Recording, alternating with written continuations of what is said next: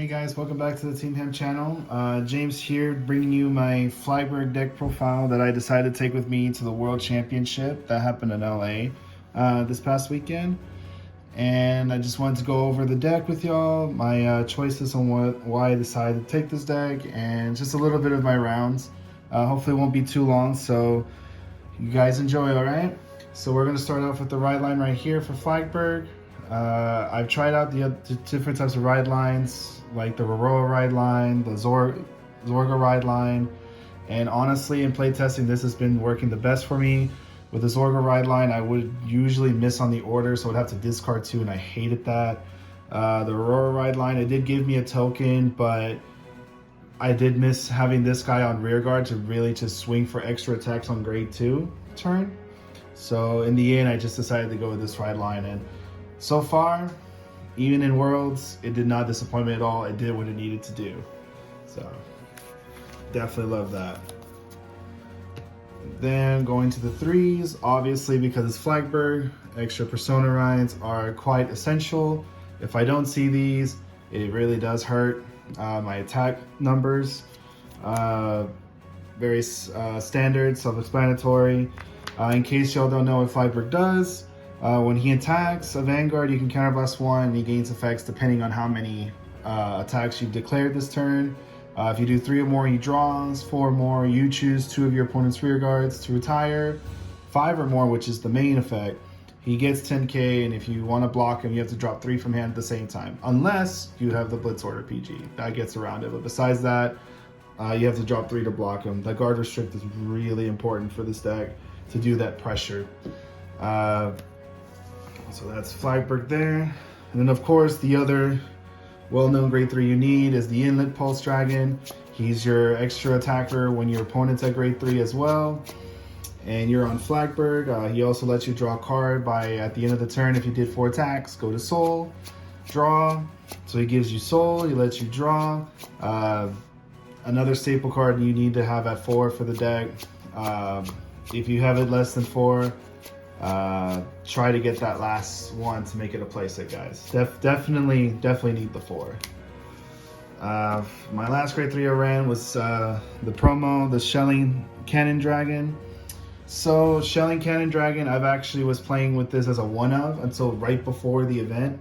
My teammate Kevin was telling me that I should run at least 2, so that way I'll always see it. And shout outs to you, Kevin. It actually did come up quite a bit. Because I ran the second copy, I always saw at least 1, so it did matter running the 2. It was working when I was just using the 1, but I wouldn't always see it. And there were some turns where if I had seen it, it would have done a lot more pressure. But now that I have it at 2, I'm always seeing the card, so thanks, man. So that's our 3s. Now the 2s. I run 2 extra Ascendance Assaults in my deck. So I was toying around with just running the 1 copy of the Ascendance Assault in the ride deck. And what I was finding out in my playtesting is that, yeah, I have the 1 guarantee in the ride line, but sometimes I needed an extra copy to perform my 5 or 6 attacks. Because there are some games where you won't see this, right? So you need another multi-attacker besides the Inlet and the other grades I'm about to go into. And if you don't see this, it's really nice to have this guy. Especially when you play against decks like Youthburg, where they spin this back to your deck and you go, oh wow, well now I don't have it anymore. It's out of the game because it spin back to the right deck. So having the extra copies definitely helps. In the tournament itself, I ran against pretty much 3 Youthburgs and a Bruce before I decided to stop playing, but I'll get into the more round details later. But for sure, this guy did come up, and I did see it in my rounds, and it really did matter. So definitely was happy to keep the 2. And then the other main attacker, run as a 4-of, always saw her, was Tier 9 RX. So she says when she's the second attack against your opponent's Vanguard, if your Vanguard is a standing Flagburg, you can Soul Blast 1, she restands, she gets +5. So you can swing with her. If you're going first, you can call her to rear. Swing with the rear, with the other rear, then swing with her unboosted because it's 10 to 10. If you're going first again, then Soul Blast 1, restand +5. If you're going second, You can call her with the boosters, swing with the boosters, Soul Blast 1. She restands, gets +5, and if your opponent didn't get a defensive, she's still hitting by herself with 15.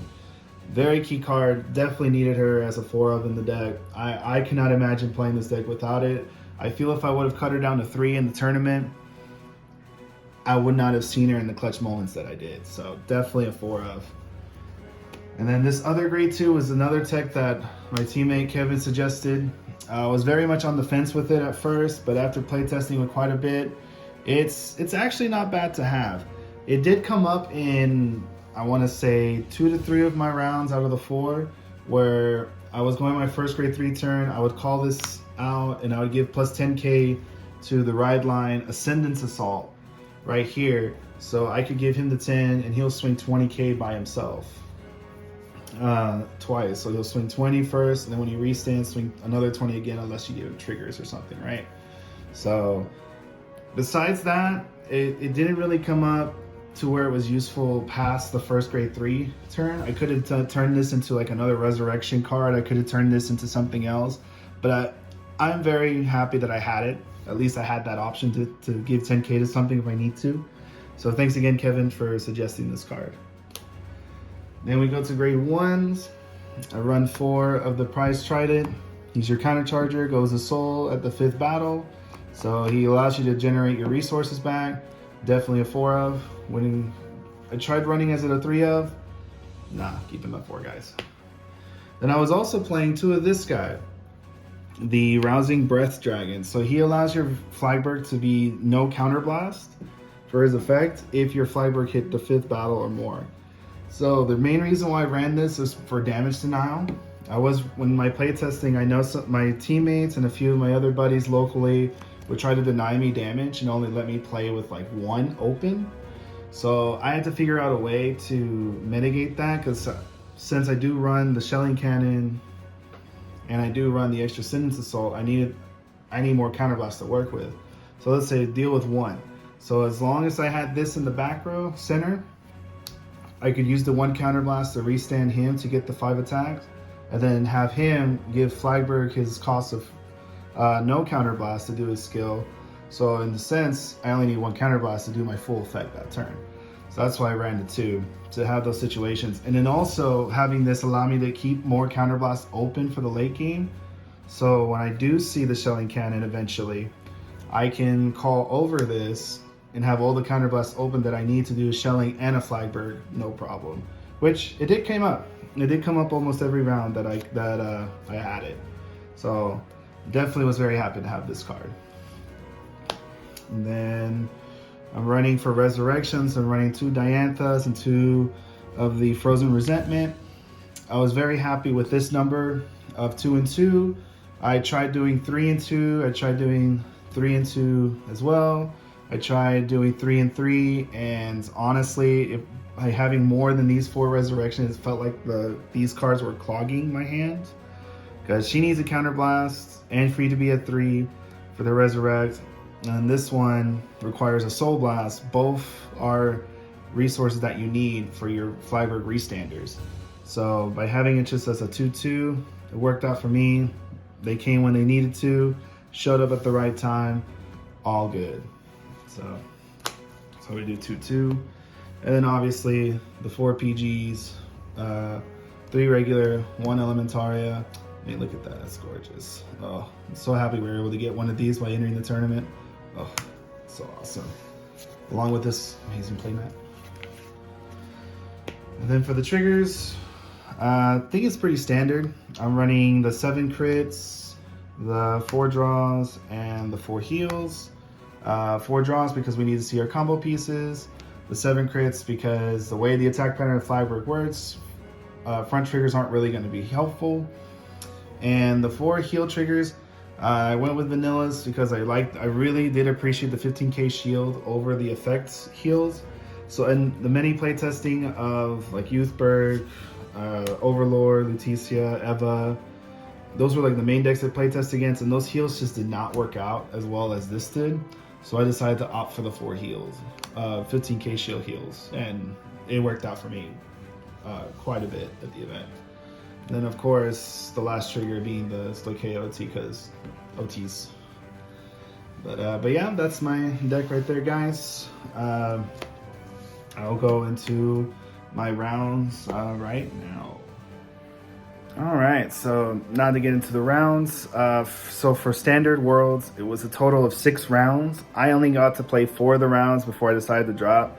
I went X3 before deciding to, and it was just very unfortunate circumstances as to why I had to do that. But to start out, thank you so much, Bushroad, for doing an amazing event in LA. Worlds went without a hitch. It was fantastic. It was the experience being there, and to experience the atmosphere, being there with top-notch players from around the world. It was such a great event. And then all the commentators that were there going over each game, it was great.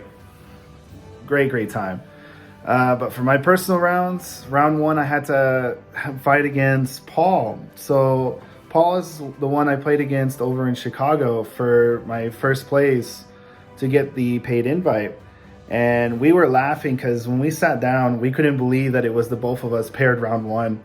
And it was a lot of laughs. He looked at me and said, "This is redemption. This is payback for what happened in Chicago." And he got it. Let me tell you real quick, he got it. So he was playing Youthburg.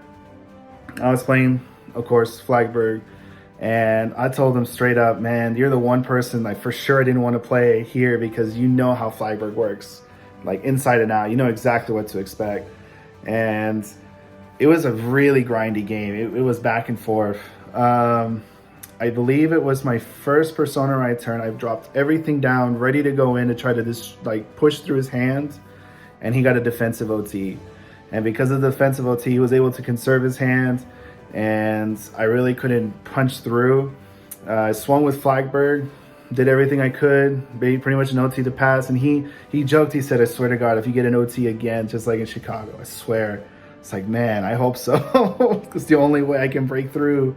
And unfortunately, it didn't happen. So the game kept going, getting very grindy, and it came down to he had 2 cards left in deck, and I just couldn't hold out. I lost. But it was, again, a very back and forth game. Very good way to start Worlds, because it wasn't one of those games that was very one-sided. It was definitely a game where, again, it was back and forth. We were bantering, we were laughing. It was a good time. I enjoyed it. Round 2, I got to meet Naru Samurai. And it was my very first time meeting the man. Very cool guy, by the way. Shout out to Naru Samurai. If you ever get a chance to meet him in person, definitely take that chance. Really cool man. We were just sitting there. The rounds, I should say this, that the rounds did take a little bit of time to get started, get moving. So they would sit everyone down, do the pair-ups really quick, but then we would have to wait until all the other games are paired, sitting down, ready to go, so we can all start at the same time. So while we were sitting there waiting for the round to start, we were just talking, enjoying each other's company, you know, just talking about how we're liking Worlds, our expectations, and very chill man. And when we finally got to start playing, he flipped over his card and he was playing Youthburg as well. And I thought, oh, another one. Okay. And this game was crazy as well. So again, just back and forth, normal Flagburg, Youthburg things. There was a couple times in the game where he said 1 to pass and I couldn't get a trigger to save my life. And then I remember swinging at him and he got a defensive OT as well. I thought, oh, not again. This happened the first round. And because of these circumstances that were happening, he was able to take the game. I believe he had 5 cards left in deck when the game was over. So, Naro, if you see this, you can correct me if I'm wrong. But I believe you had like 5 cards left, 6 cards left in deck. It was a long game, guys. It was a long game as well. But in the end, he was able to take it. I was like, oh, darn. But it happens. It is what it is. We come into Overdress knowing these things can happen. So that was round 2. Then round 3, I got to sit and pair up with Philip from Top Deck Heroes. Shout out to Philip as well. It was really nice speaking with him. And that round in particular, we had to wait, I want to say 20 minutes before we could actually start playing. And this whole time, we're just sitting there, you know, looking at our phones, just, you know, small chit chat here and there. And when we finally got to start playing, it wasn't really, not to make it sound bad, but it wasn't really much of a game. I could tell that Philip wasn't really like into it that much because of the whole long wait of time. And he was playing Bruce. Yep, he was playing Bruce. And by the time he got to his fourth turn, it was pretty much a done deal. Flagburg was able to just take it all. And unfortunately, it wasn't really a full game that I feel we could have enjoyed fully. So Philip, next time we meet each other, if we ever do, please let's have a better game next time. Hopefully, it doesn't get as bad as what happened between our game.